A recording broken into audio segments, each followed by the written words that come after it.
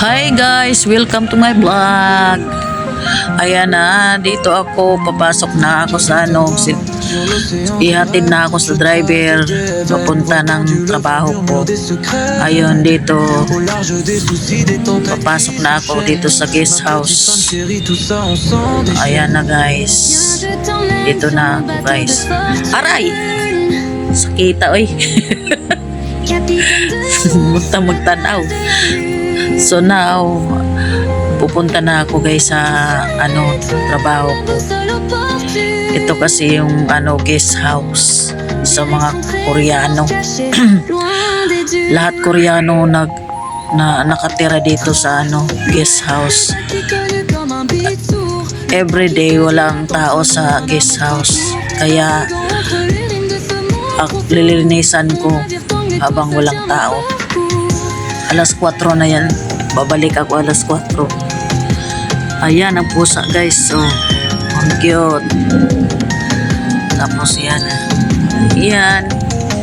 Ang cute ng pusa. Meow, meow, meow. Tapos ito, maglakad-lakad na naman ako. Punta ng bakit? Hindi pinasok yung sampayan. Iniwan ng guest. Ayun na guys, dinala ko na.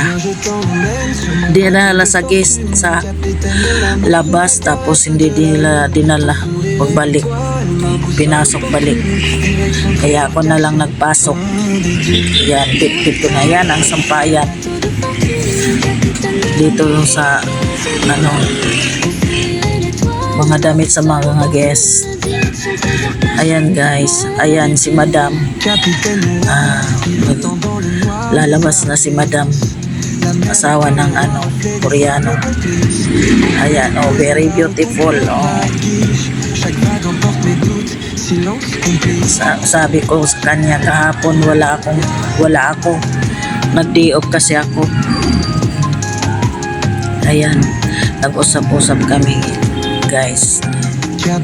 Ayan, sabi ko pinasok ko dito kasi nasa labas, hindi binalik. Ayun na pa, pinailawan ko na yung ito ay kitchen. Ayan na guys, nilagay ko na tong sampayan doon sa lagayan sa gilid. Yan. At saka tapos pupunta na naman ako sa doon sa mga room. Ayun yung mga yung mga pinaplansa ko, dadalhin ko na sa taas para dadalhin ko sa taas kasi pagkatapos na dyan ako na mamalansa. Tapos yung mga damit ng mga guest, pinaplansa ko pag natuyo na. Katapos iakyat ko na yan doon sa taas. Tapos pagbalik ko naman, dadalhin ko naman yung mga dirty clothes para lalabahan ko. Ayan na, sasakay na ako ng elevator. At ngayon naman guys, dito naman ako ay magsasakay naman ako ng elevator. Ayan, mga towel na mga guest. Tinupi ko yan. Ayan, nabukas na ang elevator. At maglakad-lakad na ako at ilagay ko yan doon sa lagayan para sila na ang kukuha. Kasi sila lang ang nakakilala sa mga gamit nila. Kanya-kanya silang kuha dyan sa mga damit nila. Iba-ibang may-ari niyan. pag kukunin na nila yung gamit nila, ayan, kanya-kanya silang kuha dyan. Basta ilagay ko na lang dyan kasi hindi ko alam kung sinong may-ari. Kaya dyan, ilagay na lang pag malinis na. Ayan, nilagay ko na dyan, inarrange ko na dyan ang mga towel, lahat ng mga damit ng mga guest dyan ko nilalagay para sila na ang kukuha dyan sa mga gamit nila. Sila lang ang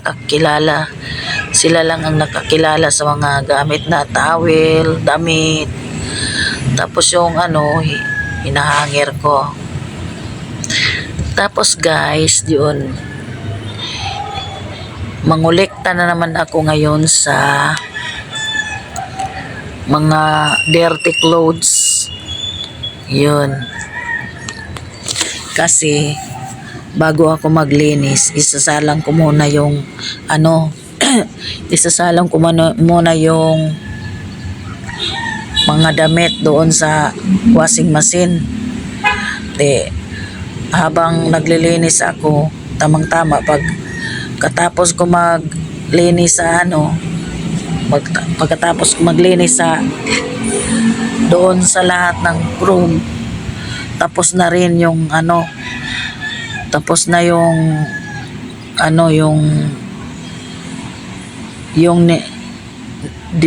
nilalabahan ko. Pagkatapos kung linis, yan naman ang isasampay ko.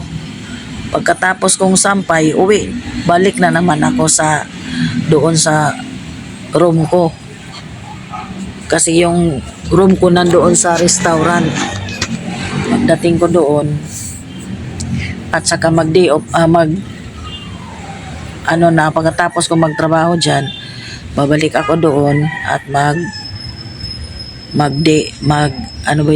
break time pala, 2 hours. Break time ko, 2 hours. Ayan, yung mga dirty clothes. Dadalhin ko na yan sa baba.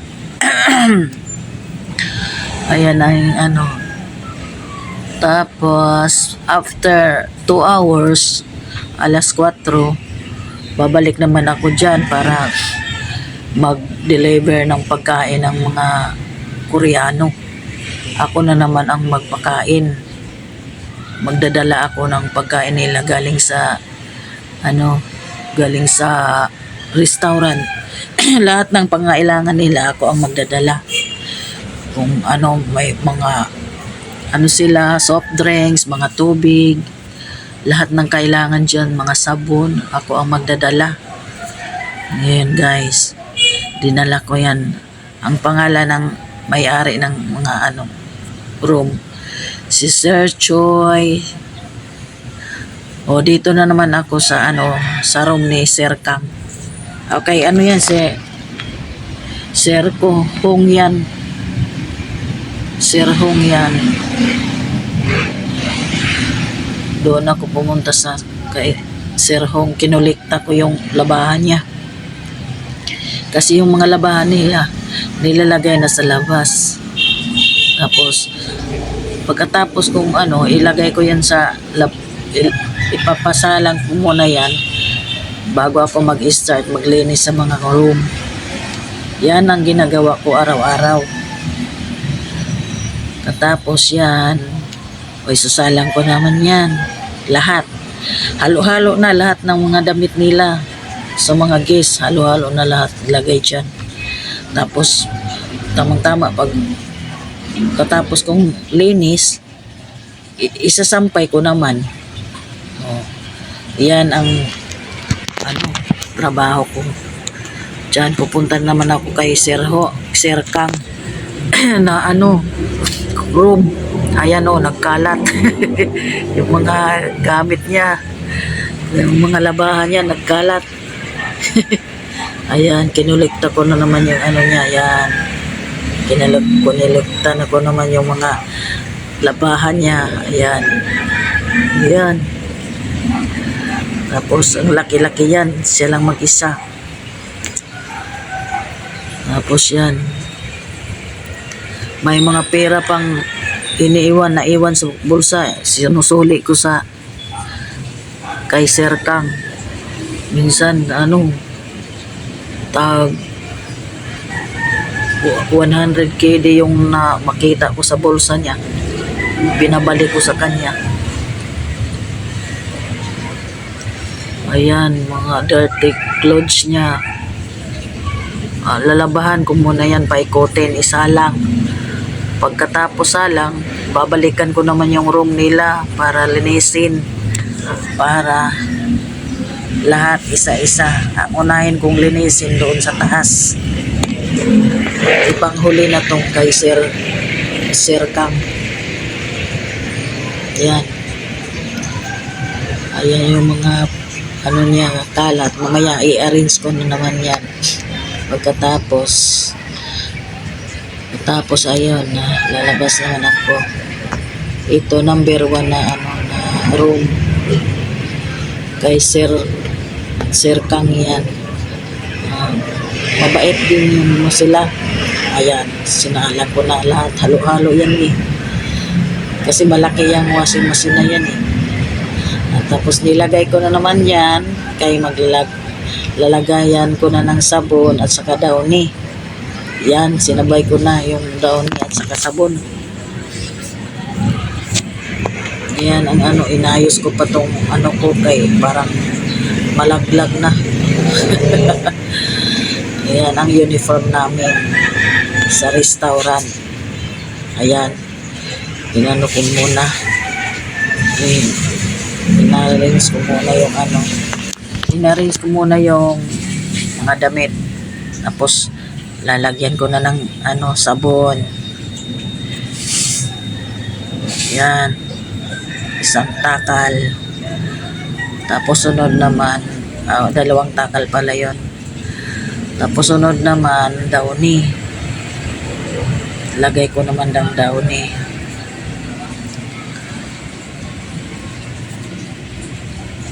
Ayan, lagay ko muna yung downy. Ayan lang guys, yung ano, ginagawa ko. Ako lang talaga mag-isa dyan sa guest house, 7 room. 7 room yan. 7 rooms. Nililinis ko yan araw-araw at ako ang nagpapakain sa guest tuwing alas 4 ng hapon. Pinapakain ko. Tapos pag ano, habang nakumakain sila, pinaplansa ko yan, yung pag natuyo na yung nilalabhan ko, ipaplansa ko naman yan habang pinapakain ko sila. Ayan yung spray sa room, pang papabango. Tapos pinagtatanggal ko yan sa plastic. Ayan, dinala ko yan galing sa restaurant. Tapos kasi doon kasi lahat ng mga ano, mga kailangan nila. Tapos yan, Tylenol, yan, Tylenol. Yan. Yun ang ilagay sa mga ano, CR, toilet. Panglinis sa toilet. Yan. Panglinis. Tapos yun na, in-arrange ko yan dyan. Dyan ang lagayan ng ano. Pag wala ng mga stock dyan, o sabon, mga shampoo, tingnan ko yung mga room ng mga guests kung mayroon pa silang mga shampoo, sabon, pampaligo, mga dishwashing. Ayan, ako ang magdadala dyan. Lagyan ko yung mga room ng ano, kailangan. Ayan ang susi ng mga room. Ako lang talaga makapasok dyan sa mga room kasi ako lang ang naglilinis kasi walang tao eh. Tapos tiwala na sila sa akin. Yun lang guys.